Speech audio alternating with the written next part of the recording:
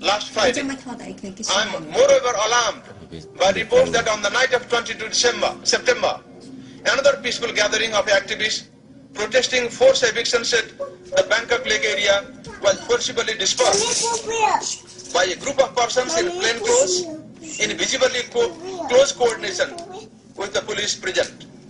About a dozen persons were said to have been beaten, struck with marbles, fired from slingshots, and hit with stun guns and electric batons. In urging the authorities in the strongest possible terms to refrain from further use of violence, I underscore that peaceful assembly is a human right, subject only to restrictions which are strictly necessary in a democratic society. While the law enforcement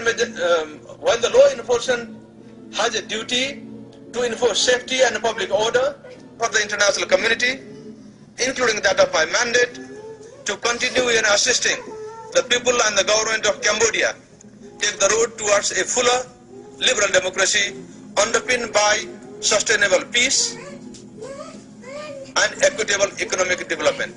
Thank you for your attention. Thank you for your presentation. I shall now give the floor to the Distinguished representative of Cambodia to speak as concerned country. Distinguished Ambassador, you have 5 minutes.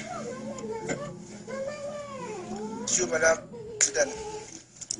As a concerned country, the delegation of Cambodia referred to the report of Professor Surya Subudi, the Special Rapporteur on the situation of human rights in Cambodia. We would like once again to welcome his annual report on the situation of human rights in Cambodia, which is submitted for consideration of the Human Rights Council at this current session.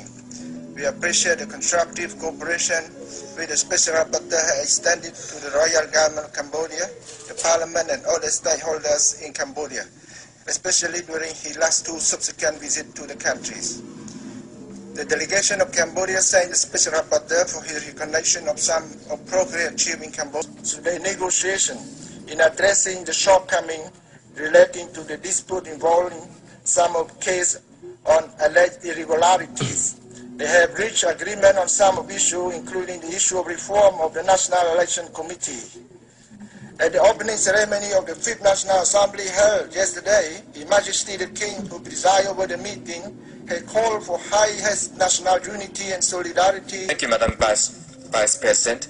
Japan thanks the rapporteur for his dedicated efforts, including his reports and his presentation today. We welcome the fact that constructive working relationship is being built between the Special Rapporteur and the government of Cambodia and hope that it will continue. Japan appreciates the gradual progress on the human rights situation in Cambodia in the 20 years since the Paris Peace Agreements. We hope that the government and all relevant actors in Cambodia will continue to cooperate with UN human rights mechanisms, including the Special Rapporteur and the OHCHR Secretariat, and make further efforts to address the remaining challenges. To establish the rule of law and judicial independence in Cambodia, Japan has been supporting the development of civil law and civil procedure codes and providing technical assistance for judges and prosecutors on civil law. However, 3 draft laws on judicial independence have long been under examination for crimes against the Cambodian people, but remains concerned about the Chamber's financial situation. We urge the Cambodian government to honour its commitments to the Chambers in this regard. Australia thanks the Special Rapporteur for the thorough analytical reports he has produced. We urge the mandate for this important mission to be extended. Thank you, Madam Vice President. Thank you. This was the last speaker that we could accommodate at this meeting today. Excellencies, ladies and gentlemen, this brings us to the end of this meeting for today. We shall reconvene after a short technical break to hold a standalone, high-level interactive dialogue on Somalia. The interactive dialogue with